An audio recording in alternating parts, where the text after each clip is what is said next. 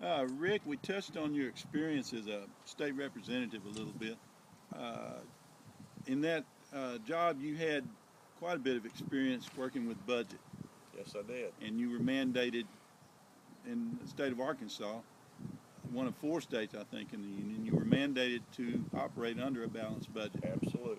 And how is that experience going to help or hinder you in the capacity of county judge?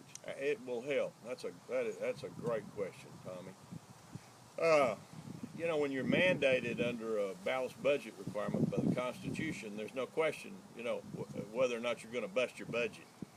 Well, to me, the experience I had as a school superintendent in managing as well as developing budgets was also crucial because you don't do that in the school districts either. As a matter of fact, state law forbids a school district spending in the red. You may not outspend your revenues. And so I learned that then. I followed through with that. And yes, I was on joint budget all 6 years I was in the House of Representatives. I served on the Joint Budget Committee, and I enjoyed it. And I'm ready to carry the same principles into the county.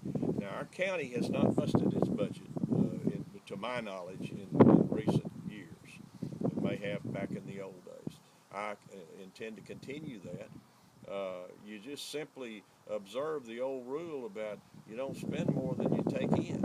I don't care how many employees are clamoring for raises. I don't care how many people want, more supplies or more personnel and need this for programs and so forth. You want to continue really good services for the public because that's why we're here. But you don't bust the budget to get there. And preparing a budget is critical to not overspending your budget because you have to have good figures going in. You better know what good figures are and what figures to use.